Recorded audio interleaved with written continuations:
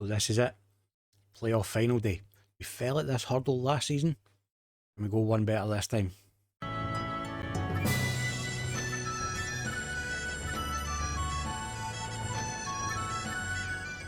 Hi there folks, and welcome back to Sons of the Rock. It is playoff final day. I'm Nick from SonickFM, and today 2 games against Partick Thistle to define the season. If we win them, we get promoted. And as I said in the intro, this is where we fell last season against Falkirk. Just need to try and go that one better this time. We are away from home in the first game, and this is the team we're putting out for the game. We have Zabra in goals, Kitongo, Megget, McGeever and Wardrobe at the back. Kitongo coming in for Gavia, who's still not fully fit after his injury in the semi-final. Patrick and Carswell in midfield, Ross and Frizzell are the wide players behind Moffat and Dangana. Don't feel the need to make any changes. This team played fantastically in the last game against Airdrie, played fantastically in the first leg against Queen's Park, and hopefully play fantastically today as well. Game gets underway then. And unlike the previous couple of games, no immediate highlights. Although Partick Thistle do have the early advantage with a couple of shots. Throw in note from Kitongo on the left hand side. He throws it down the line to absolutely no one. So Partick Thistle are able to pick up and build from the back. Coming forward now with McKenna in midfield. Plays it to Crawford. He plays a big ball over the top for Comrie on the right hand side. He's going to try and get the ball in. Kitongo tries his best to disrupt it. The ball eventually comes all the way into Michael McKenna, and he grabs his first goal of the season. It's a playoff final, man, and that's your first goal of the season. Questions to be asked defensively here. Congo should be doing better to stop the ball coming in, and then centre backs are just. In fact, that's not even a centre back. That's Patrick. Somebody needed to get a block on the ball there. Right, we're going to try encouraging the team. Moffat's picked up a knock. He seems to be okay to continue at the moment, so we'll just keep an eye on his fitness level. And looking at the match stats, things are pretty even so far. We might even just be edging the game slightly. We just need to try and get that equalising goal. Big ball forward from the Thistle goalkeeper. It's with Ross though on the left hand side. He can't get past his man. Suspicions of a foul there, maybe. It's with Frizzell in the middle of the park. He plays a big diagonal ball to Ross. Ross, can he get the ball in this time? He can indeed, but it's headed clear by the defender. And forward up the park. McGeever mops up though, gives it to Carswell. Carswell into Moffat, who gave it to Frizzell, whose shot was just wide of the post. Frantic passage of play there. So at the end of the half, looking at the match stats, I would say we've been the better team. We've had much more of the possession. We've had more chances. We've just not been able to finish one of them. I'm happy with the performance so far. Although the player ratings don't necessarily reflect it, they are playing well according to the match stats. Still keeping an eye on Moffat. I think we're going to be taking him off shortly, just because he's got that knock. I think on the 60-minute mark we'll take him off, as we've got a throw in on the left hand side. Kitongo finds Carswell this time with the throw in. Carswell with it again, gives it out wide on the right to Wardrobe. Wardrobe trying to play in Frizzell ahead of him, but it's cut out. Frizzell's on to the end of this one though. Squares it inside to Michael Dangana. Grabs his 32nd goal of the season, levels things up for us. He's had a quiet end of the season as Michael, but that could be a very important goal. If we can go back to the C&G Stadium, back to the Rock, still in the game, either with a win or a draw, I'll be very happy with that. Right. Hour gone. Moffat can come off because of his injury. Line can come on for him. And I don't really want to make any other changes at the moment. I'm quite happy with how everybody else is playing. I don't want to mess with things too much. I'm going to encourage the team again though, as we come into the final 15 minutes. I think we will make another substitution. Let's see. Kirkpatrick, I think we'll get you off and we'll get Forbes on for you. Just to try and keep Kirkpatrick a bit fresh for the second leg. And get Forbes on, get some fresh legs in midfield. And Cox, maybe bring him on. Both Rosell and Ross are playing reasonably well though.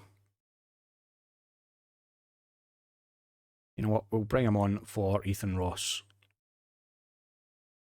Ross has been getting quite tired quite quickly recently, just purely down to the amount of game time he's had. So we'll bring on Cox for him and see if he can do anything on that left hand side. Pongo has it on the left now. He's driving down towards the byline. He gets a ball into the box. The keeper comes out and claims it out there. I think he was looking for Dangana, who was coming in at the back post. As we're in the final couple of minutes of the 90. All forward from the keeper, and Partick Thistle have got on to it. Zabret does well to make the save, and Megget is able to clear. That was... We've conceded a couple of those Route 1 goals this season, so I'm glad that Zabret was able to make the save that time. Pongo has it again though, but he's lost out to Crawford. The ball's knocked on and McKenna's running onto it. He's getting clear room to run, although McGeever does well to get out to him. And how did he score from that angle? I thought when McGeever got out there that the danger was past.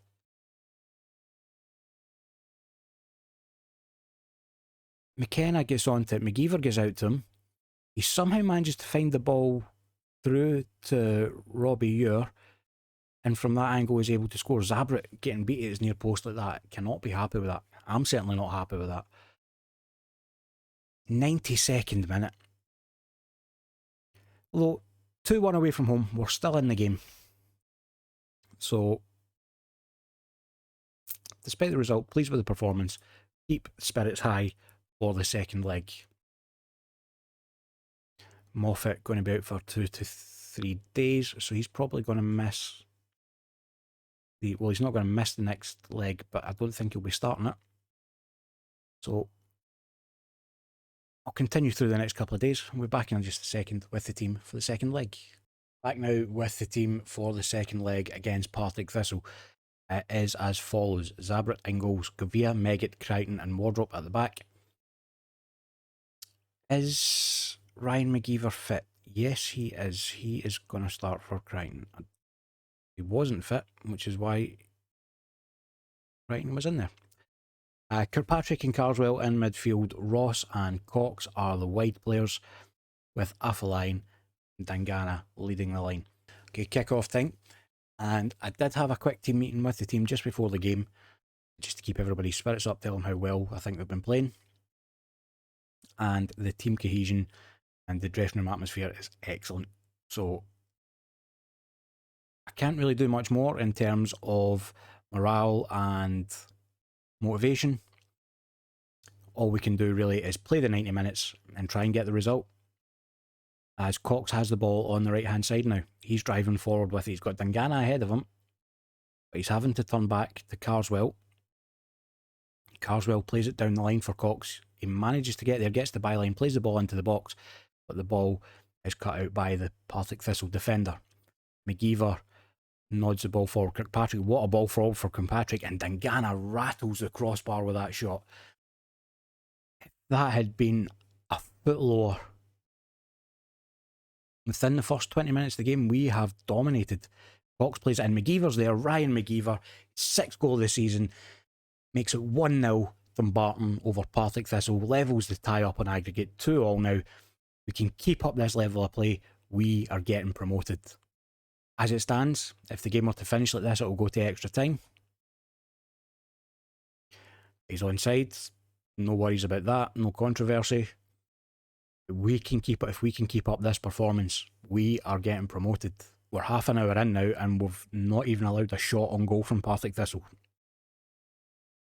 This has been an excellent performance so far. Throw in from Wardrop on the right, gives it to Dangana, gets it back from him, plays it into the box. Looking for Afolayan, but couldn't find him. Gavia's got into the box now with the ball. Squares it to the centre. Cox is there with the shot, but his shot's blocked. He gets it back out to Wardrop though. And it's a free kick. I think there was an offside in there. I was just about to say the clearance is headed back out to him. See what he can do now, but it was offside. Okay, half time. Very happy with that. We have limited Partick Thistle to exactly 0 shots on goal. If we can come back out in this second half and grab a second, then I would say we're definitely favourites to win. Corner now on 55 minutes. In from Cox. Megget was up there, but it's headed clear by the Partick Thistle defence. Carswell's got it now, though. He gives it back to Wardrope. Wardrope's coming forward on the right now. Got players ahead of him that are running into the box. His cross is blocked, though. Now Partick Thistle have a chance to counter-attack, but McGeever there, as he has been all season, just to mop up at the back. Ross has the ball now. He gives it out to Gavia on the overlap. Can he get a ball into the box? Drives to the byline. He plays it inside to Ross. Ross drops it back to Kirkpatrick. Kirkpatrick finds Dangana, and it bobbles about. Dangana's shot was blocked. Bobbled about. Eventually came Cox, who was able to slide it in at the back post. 2-0. We have just taken control of this tie. We see the ball in from Kirkpatrick. Dangana's shot is blocked, but it just falls nicely for Cox, who I think that was a toe poke. Gets it beyond the keeper. Jordan Cox came in on loan in January, and he might have just made himself a bit of a hero. So 65 minutes. Alpha Lion's not having a great game, so we're going to bring Moffat on for the last 25 minutes. He's been brilliant all season for us. He deserves to be on the park at the end. Having a look, Ross isn't having a great game and he's on a yellow card, so we're going to move Cox out there and bring Frizzell on the right. And for now, that will do. It is a throw-in for us on the left-hand side. What's taking so long with the throw-in? I don't know what was going on there. Gavia with the throw-in. Gives it to Cox. He gets it back from him. Plays the ball into the box. Frizzell's there. And Adam Frizzell grabs his 10th goal of the season.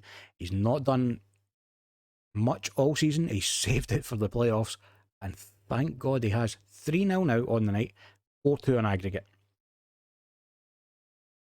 I don't want to say it out loud, but you know what I'm thinking. Excellent goal from Adam Frizzell. And over the 70 minutes of this game, Partick Thistle have had one shot on target. Carswell's tired, so we're going to get him off and bring Forbes on for him. Forbes another one that deserves to be on the park for the end of the season. As we come into the final few minutes of the game, 4 minutes added time. I'm going to give some praise to the team, as Kirkpatrick has it on the left. Moffat's got it now. Gives it back to Kirkpatrick. Kirkpatrick, I think, was looking for Gavia, but Gavia was offside. And Kirkpatrick's ball just runs through to the goalkeeper. Played forward now for McCormick. And it's Partick Thistle coming on the attack now. They've got numbers ahead of them, and they managed to pull one back. Robbie Ure grabbing his 12th goal of the season. It's 3-1 on the night, 4-3 in aggregate now. We need to be careful and make sure we see out this last minute of the game, which we managed to do. We have just won promotion. We lost the first leg and then absolutely dominated the second leg at home. And let's get the confirmation. Is that it? Is that the confirmation? We've won the Champions League Championship. The Champions League. I wish we'd won the Champions League. Won the Championship League One playoff final. Yeah. And there it's there. The P is next to our name. We are a championship team from next season. So you might notice something's a little bit different from the rest of the video. It's the next day. After I looked at the confirmation that we'd been promoted, I thought that was going to be the end of the video. And then I hit continue a couple of times after I'd stopped recording, with the intent of just moving the game forward a little bit before I then started looking at transfers, and forgot that I hadn't done the season review, because this screen popped up, and I went, not done the season review. So, as I said, the next day, and we're going to take a quick look at the season review, and then I'll just add this in at the end of the video. So, first off, we'll have a look at the new arrivals. Jordi Gavia, despite only coming in around about January time. When did we sign Jordi? Let me just check the transfers. August. Ah, he was here longer than I thought. So Jordi Gavia, never mind what I was saying before, Jordi Gavia is apparently signing of the season. He came in, played 35 times for us, grabbed 2 goals with 8 assists and a 7.505 average rating. Pretty good for left back. I'm sure you're all aware how difficult left backs can be to find and whatnot in the game. But yeah, so we'll start off right from the top. We've got Michael Dangana, 47 starts, 1 substitute appearance, 32 goals, 6 assists and a 7.1. He's getting A+ for him. Daryl Meggett, he only got a C on the board, but he played 42 games for us, scored 4 goals, got 1 assist, a 7.9. And I would say Jordi Gavia, although he's shown his signing of the season, he only got a C from the board. We've already looked at him. Jordan Kirkpatrick, 33 games, 7 sub appearances, 5 goals, 2 assists, 6.92. I would have expected him to be a little bit higher. And the same with Ethan Ross as well. 10 goals and 12 assists and 47 appearances, 48 appearances, and he only got a 6.91. So really, I'm going to be looking at a bigger season for Ethan Ross in the Championship next year. He's got a B rating from the board. One of the things I have noticed when it comes to looking at the transfers, it's very weighted towards the finances involved when it comes to the board's rating. Jordan Cox, who came in on loan from Hearts, played 17 games, 12 starts, 5 sub appearances, 2 goals, 2 assists and a 6.91. Pretty decent loan coming in January after we get rid of George Hunt. Owen Moffat, again, he's getting A+. He only got a 6.83, 9 goals, 7 assists and 49 appearances. So he actually played one game more than Michael Dangana. And he only got 1 more assist and 23 less goals. So, didn't work out quite well. He was good for us, don't get me wrong. I'm not going to complain. We also brought in Greg Spence. He got a 6.75. He only made 5 starts, got 4 goals and an assist in there. Logan Knight was the fullback. Again, an A+, even though he only got a 6.73. Sean Crichton, Jordan Hart didn't really play much for us. Crichton got a few starts. Jordan Hart only got the 1. Afolayan came in as well. He came in at the end of January. 16 sub appearances, 3 starts. Grabbed a goal and an assist. So I think we're going to be looking for a lot more coming from him next season. The fact that we're going to have him, to a certain extent, Greg Spence, although I'll be looking to improve on Greg Spence. But I think there's a good chance he's going to be one of our starting strikers next season. Afolayan, and hopefully going to see a bit more from him. And finally, we also brought in Dean Hawkshaw. Made 4 starts, 2 sub appearances, 6.52. In terms of transfer outs, that was just everybody that we let go. Moving on to the season results. In Scottish League 1, board expected top half. We finished 3rd and then got promoted through the playoffs. Board only got a B. They're only giving me a B for the confidence. Interesting. 946 is average home attendance, 46% capacity. Again, with the promotion, hopefully that will increase. Michael Dangana, top goal scorer, 27 goals in the league. In the Scottish Cup, board wanted us to reach 4th round, we reached the 5th round. Again, 946 was average home attendance. Owen Moffat was our top goal scorer there with 2 goals. C+ from the board for that.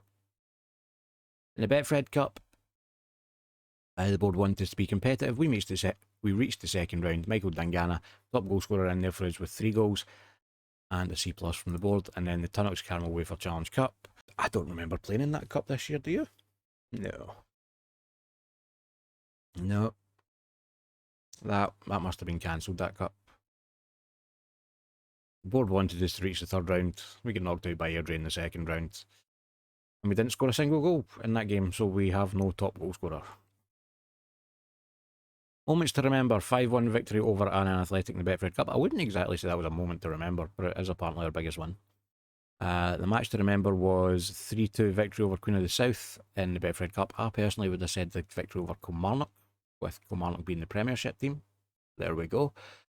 And goal of the season was Stuart Carswell in a game against East Fife. Let's go and have a look at it. Ross picks it up, gives it to Frizzell. He plays it back to... I remember this goal. Yeah. I agree with that. That's a good goal. It's probably up there as one of the goals of the season. Finances. Club reputation, not changed over the past season. We're still a 2-star team with a national reputation. No new sponsorship deals this year. Sponsorship money was up slightly this season, as was broadcast revenue. That's mainly from that Scottish Cup game with Celtic. In fact, I think it's all from that Scottish Cup game against Celtic. So that helped quite a bit. Corporate and hospitality is up as well by a decent amount. I'm going to assume that's partly down to the cup run. Competition prize money again, same, down to the cup run and the fact that we finished slightly higher in the league. And matchday and commercial retail is also up. So everything moving in the right direction. Just under 3,000 in total merchandise sales. The top shirt sellers were Ross, Athalion, Frizzell, McGeever and Alito. Alito and Athalion surprised me because Athalion didn't come in until the end of January. And Alito didn't really play for us. So those two surprised me. Ross I can understand, it's a big name signing. Frizzell and McGeever have been here for a number of years, so for a couple of years anyway. Okay, so the lineup, and this was the most commonly used team, or the best team that we could put out. It was Zabra in goals, Gavia, Megget, McGeever and Wardrobe at the back. Kirkpatrick and Forbes midfield, Ross and Frizzell wide with Moffat and Dangana. That's pretty much the team that we played. And the awards. I didn't win any awards. This was something I noticed all season. I didn't win one single Manager of the Month award, and I came second almost every month. I wasn't second, I was third. I think there was one month where I didn't get in there, and that was the month where we were going through the rough patch towards the end. I mean, what does it take to get some recognition? It's hard work being a brilliant manager, you know. We'll look at the player awards. So Ryan McGeever, he's fans player of the season. Yeah, totally deserved. I would agree with that. He was absolutely outstanding for us at the back all season. Very rarely did he put a foot wrong. Michael Dangana, my young player of the season. Again, can't really argue with that, considering the goals he scored for us. Jolly Gavia signing of the season, goal of the season, Stuart Carswell. Top goal scorer, Michael Dangana with 32 goals. Adam Frizzell got top assist with 12. I thought it was going to be Ethan Ross, but Adam Frizzell with 12 assists. Dangana, most player of the match awards on 10. Ryan McGeever, the highest average rating on 7.1. And Stuart Carswell with the most passes completed per 90 minutes. This is quickly becoming my new favourite award, purely because it is the most pointless award to offer somebody. But I love it. And that was with 59 passes completed per 90 minutes. No competition awards. And some record breakers.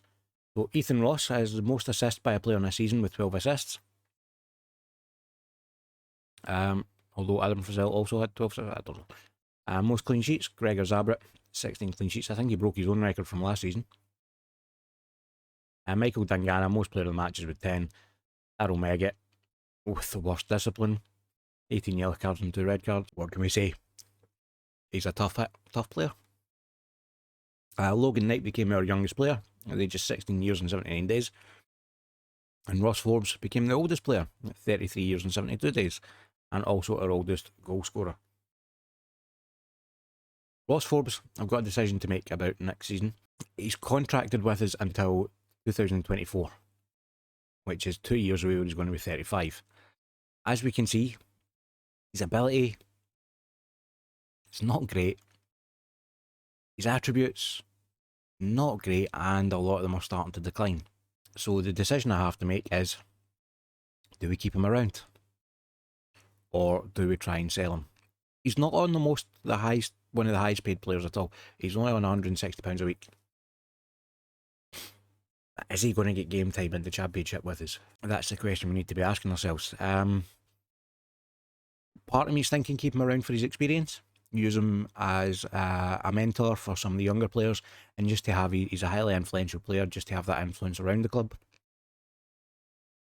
But then part of me is also thinking, clear out some space. He's probably not going to get a lot of game time.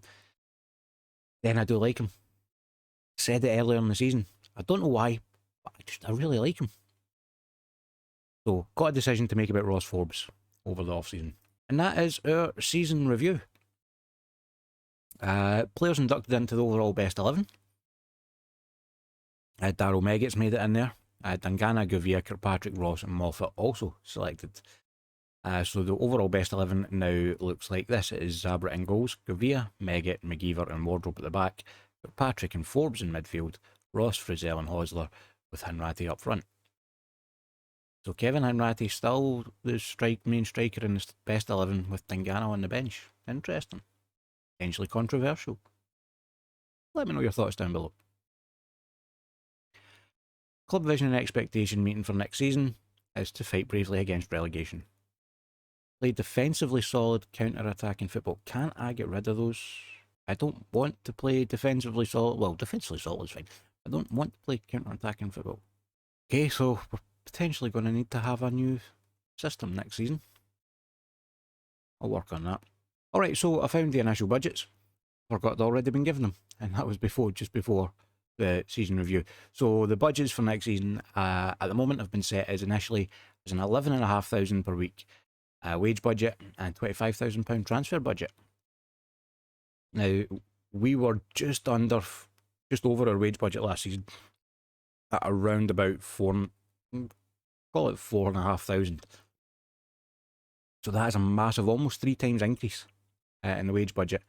And then obviously transfer budget last year was practically non-existent. This year we've got a little bit of money we can spend. So all in all, things are looking good for the start of next season.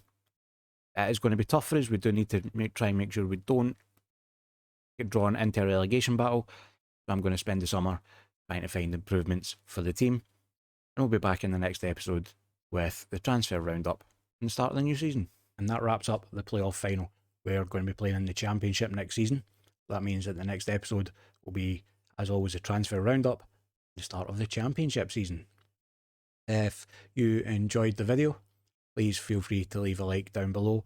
And while you're down there, if you haven't already, then subscribe to the channel, ring the notification bell to make sure you don't miss any videos going forward. As always, thank you very much for watching.